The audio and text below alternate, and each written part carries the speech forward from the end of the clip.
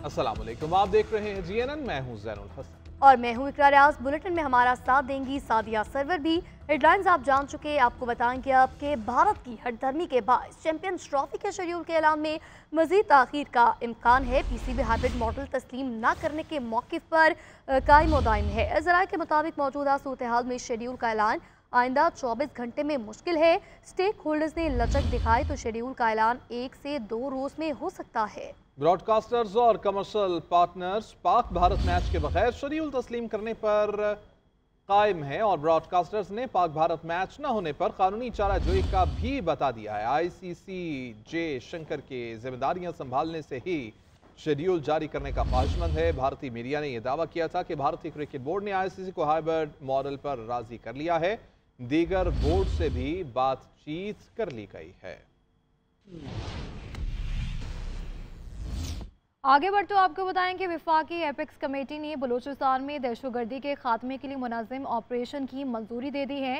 Apex committee इजलास का एलामिया जारी। एलामिया के मुताबिक दहशतगर्द तंजीमों में कलदम मजीद ब्रिगेड, कलदम BLA और कलदम BLF और BLRAS शामिल है। मासूम शहरियों और गैर मुल्कियों के खिलाफ काम करने वालों को सख्ती से कुचलने का फैसला किया गया है।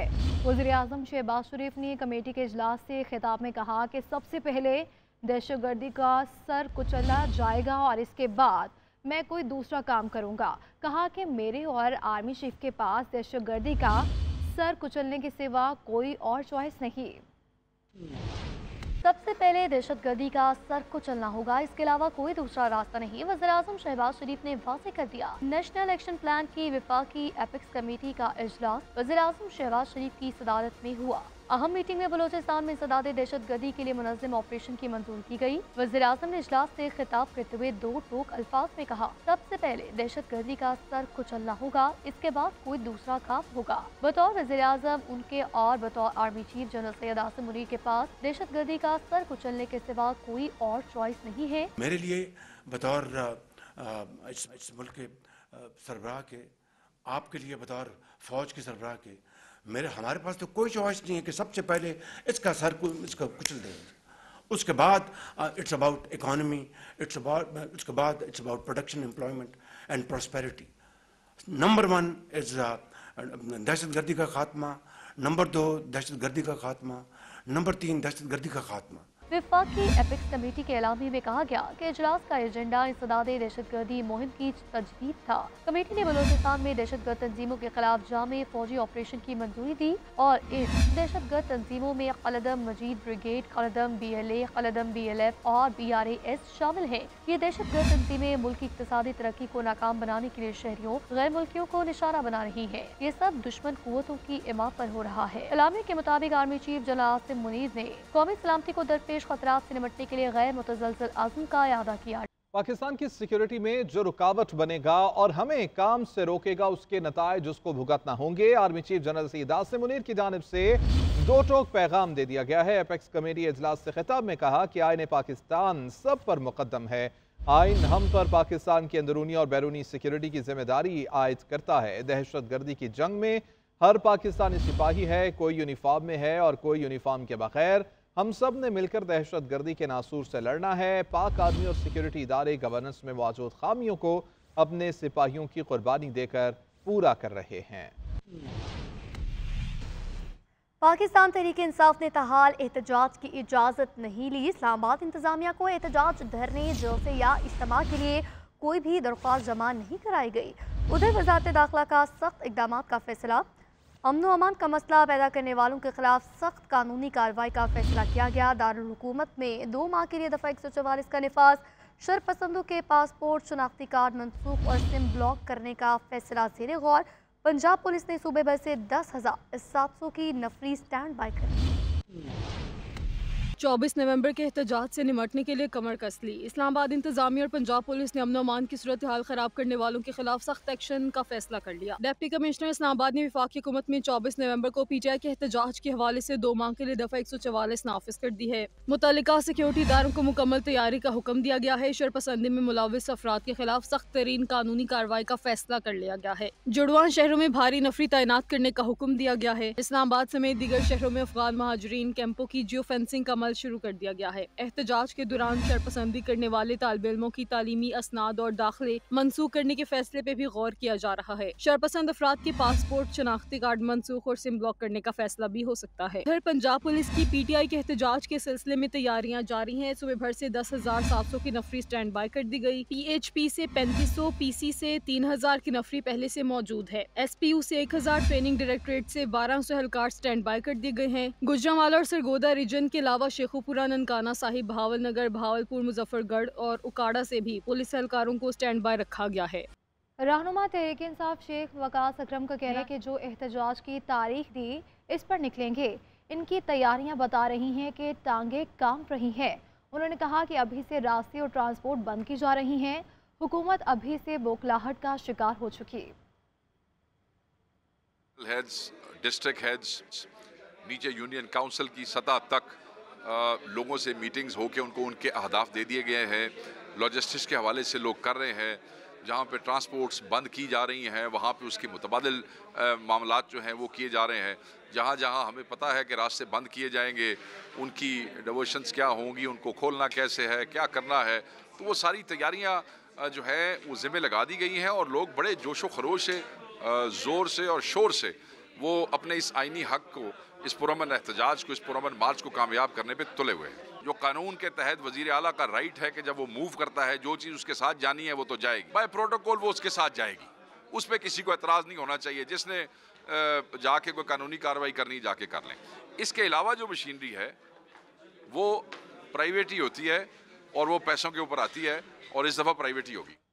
इनके प्लान A, B के जवाब में रियासत के पास पूरी ABC मौजूद है। वज़ीर इत्तलात पंजाब अज़मा बुखारी की जानिब से रद्द-ए-अमल दिया गया। कहा कि 24 नवंबर के एहतजाज पर वही इक़दाम उठाए जाएंगे जो दहशत गर्दों के लिए होते हैं। वो मार धाड़ फसाद बर्पा करने जा रहे हैं, इसकी इजाज़त नहीं दी जा सकती।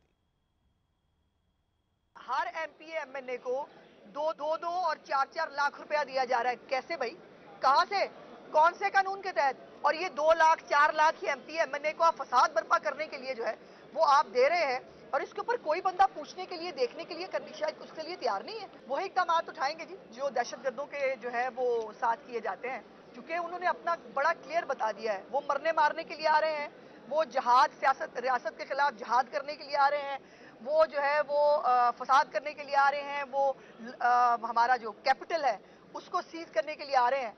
तो ज़ाहिर है ये करने की इजाज़त तो नहीं दी जा सकती। तो फिर वो उन्होंने कहा हमारे पास प्लान A भी है, C भी है। गालिबन तो मैंने बताया था कि रियासत के पास पूरी ABC होती है Z तक। तो इंशाल्लाह बताएंगे आपको। बाजी से क्या तैयारी करें, यानी खाम खा की बात ना करें। उनको भी हीरोइन बनने का शौक है ना, तो तैयारी करें। अब ये जुमेरात तक टाइम है, फिर जुम्मे तक टाइम है, ये ना करें। आपके पास टाइम ही टाइम है। अब बराए मेहरबानी जो आपने करना है आप करके दिखाएं। आगे बढ़ते हुए आपको बताएंगे कि पार्लिमानी जमात करार देने और सरकारी ओहदेदार को बरतरफ करने से मुतालिक दरख्वास्तें खारिज कर दी। जस्टिस जमाल मंदोखेल ने कहा कोई अदलिया का नंबर 120 और कोई 150 बताता है, पता नहीं ये नंबर कहाँ से आते हैं। जस्टिस अमीनुद्दीन खान की सरबराही में आईनी बेंच में साहिलीन को सुप्रीम कोर्ट तक रसाई न मिलने से मुतल्लिक दरख्वास्त पर समाअत हुई। दरख्वास्त गुजार ने कहा कि 90% साहिलीन को सुप्रीम कोर्ट तक रसाई ही नहीं मिलती। जस्टिस जमाल मंदोखेल ने कहा कि हम आपको बराह रास्त सुन रहे हैं, इससे ज्यादा क्या रसाई चाहिए, आप तो अपने ही इदारे को बर्बाद कर रहे हैं। कोई कहता है हमारी अदलिया का नंबर 120 और कोई 150 बताता है, पता नहीं ये नंबर कहाँ से आते हैं। अदालत उज़्मा ने दरख्वास्त खारिज कर दी। आईनी बेंच ने सुन्नी इत्तेहाद काउंसिल को पार्लिमानी जमात करार देने के खिलाफ दरख्वास्त पर रजिस्ट्रार ऑफिस के इतराजात बरकरार रखते हुए खारिज कर दी। जस्टिस जमाल खान मंदोखेल ने मौलवी इकबाल हैदर को मुखातिब होकर कहा कि आप हमसे गैर आईनी काम क्यों करवाना चाहते हैं, उम्मीदवारों की मर्जी है सियासी जमात में शामिल हों या ना हों। जस्टिस अमीनुद्दीन ने कहा कि मौलवी इकबाल साहब आप फिर उसी तरफ जा रहे हैं जिस वजह से पाबंदी लगी थी। आईनी बेंच ने सरकारी ओहदेदार को बरतरफ करने से मुतालिक दरख्वास्त नाकाबिल समाअत करार देकर खारिज की। जस्टिस जमाल मंदोखेल ने रिमार्क्स दिए कि इसका मतलब है कि हम सदर, वजीर आजम, स्पीकर और पार्लियामेंटेरियन सबको निकाल दें। आईनी बेंच ने लाहौर हाई कोर्ट में जजेस सीनियरिटी से मुतालिक जस्टिस फरग इरफान खान की दरख्वास्त गैर मौसर होने की बुनियाद पर निपटा दी। आपको अहम खबर दें, सुप्रीम कोर्ट ने बलूचिस्तान के हल्का PB 45 के 15 पोलिंग स्टेशंस पर दोबारा गिनती का हुक्म दिया है। अदालत ने अली मोहम्मद जतक की ट्रिब्यूनल के फैसले के खिलाफ अपील खारिज करते हुए इलेक्शन ट्रिब्यूनल का फैसला बरकरार रखा है। इसी पर मजीद बात करते हैं सबीन शहबाज से। जी सबीन, बताएगा इस मुतालिक। देखिए, सुप्रीम कोर्ट ने बलूचिस्तान के हल्का पीपी 45 के 15 पोलिंग स्टेशन पर दोबारा गिनती का फैसला जो है वो सुना दिया और सुप्रीम कोर्ट ने अली मोहम्मद जतक की ट्रिब्यूनल के फैसले के खिलाफ अपील जो है वो खारिज की और इलेक्शन ट्रिब्यूनल के हवाले से फैसला जो है वो बरकरार रखा गया है। जस्टिस वकील अब्बासी की जानिब से कहा गया कि इस केस में इल्जाम फॉर्म 45 और 47 में तजाद का है, जिस पर जस्टिस अकील अब्बासी और जस्टिस वकील शहजाद शौकत में जो है वो मुकालमा भी उनकी जानिब से कहा गया कि फॉर्म 45 और 47 का फर्क जो है वो भी देख लें। जस्टिस वकील अब्बासी की जानिब से रिमार्क कि रिकॉर्ड से तजाद जो है वाज़ह नजर आ रहा है। वकील की जानिब से कहा गया कि माय लॉर्ड की तरफ से बहुत शुक्रिया। Welcome back. बुलेटिन में आगे बढ़ते हुए आपको बताएंगे कराची में जारी 12वीं दिफाई नुमाइश आइडियाज़ 2024 में जदीद तरीन पाकिस्तानी टैंक हैदर और टैंक शिकन गोले और जहाज शिकन हथियार भी मुतारिफ कराए गए। इनके अलावा जदीद तरीन ड्रोन भी तैयार किए गए हैं जो निगरानी, लड़ाई और फर्स्ट पर्सन सुसाइड के मिशन अंजाम दे सकते हैं। इस रिपोर्ट में जानिए। आगे बढ़ते हुए आपको बताएंगे कि तहरीक इंसाफ के 24 नवंबर के एहतजाज का मामला है। तहरीक इंसाफ के हुकूमती शख्सियात से पसे पर्दा राब्ते भी जारी हैं। बैरिस्टर गौहर, असद कैसर और आमिर डोगर की स्पीकर कौमी असम्बली अयाज सादिक से भी मुलाकात हुई। वज़ीर आला खैबर पख्तूनख्वा अली यमीन गंडापुर ने भी एपेक्स कमेटी इजलास के बाद KP हाउस में अहम मुलाकातें की हैं। अली यमीन गंडापुर और बैरिस्टर गौहर आज भी मुख्तलिफ सतह पर राबते जारी रखेंगे।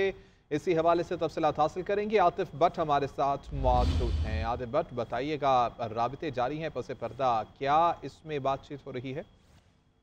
जी, तहरीक इंसाफ के 24 नवंबर के एहतजाज के मामले पर तहरीक इंसाफ की हुकूमती शख्सियात से पर्दा राब्ते जारी हैं। स्पीकर अयाज सादिक से रात गए उनकी रहायशगाह पर तहरीक इंसाफ के 3 रुकनी वफ्द की अहम मुलाकात हुई है। बैरिस्टर गौहर, असद कैसर और आमिर डोगर जो है वो मुलाकात करने वालों में शामिल हैं और ये दरख्वास्त की गई है कि स्पीकर जो है वो सालिस का किरदार अदा करें।